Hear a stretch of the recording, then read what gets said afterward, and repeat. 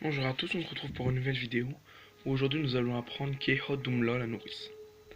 Hod-Dumla la nourrice est là à l'aube du temps avec Ymir le premier géant, là où se lèvera un jour l'arbre cosmique Yggdrasil. Il n'y a qu'un soufre béant bordé au nord par les glaces de Nilfheim, au sud par les flammes de Muspelheim. Après une éternité d'attente, le souffle chaud venu du sud traverse le vide et fait fondre la givre de l'autre côté. Des gouttelettes apparaissent, donnant naissance aux premiers êtres de l'univers. Le temps peut enfin commencer.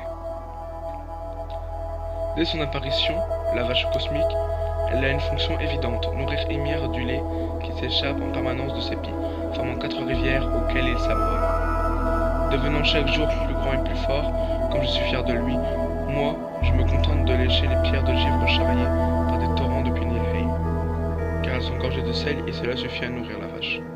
Un beau jour, elle découvre une chose enfouie dans la glace. Peu à peu, son souffle parvient à le faire fondre, la gangue qui le recouvre. Et elle dégage bientôt une tête d'homme, suivie d'un corps. C'est un être de nature différente d'Ymir, moins gigantesque. Qu'à cela ne tienne lui aussi, elle peut le nourrir. Et elle le nomme Buri. De son côté, Ymir en engendre des enfants. Les Jotnar, Buri prend bientôt une de ses filles pour femme et engendre un fils, Bor. Celui-ci à son tour s'unit à la descendance d'Ymir. La géante Bestla lui donnera 3 enfants, Odin, Vili et Vé, les premiers As. Sa joie ne saurait être plus grande, sa famille ne cesse de s'agrandir. Hélas, le bonheur ne va pas tarder à prendre fin. Les As et les Jotnar ne cessent de se disputer et finissent par entrer en guerre. Unissant leurs forces, les 3 petits-fils de Buri tuent Ymir pour les géants comme pour moi. Le choc est terrible, mais ces désastres sortent pourtant une bonne chose.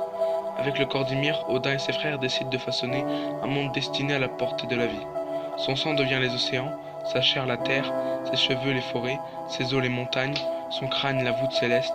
Celui que j'ai nourri n'est donc pas mort en vain, car il nourrira à son tour d'innombrables êtres vivants.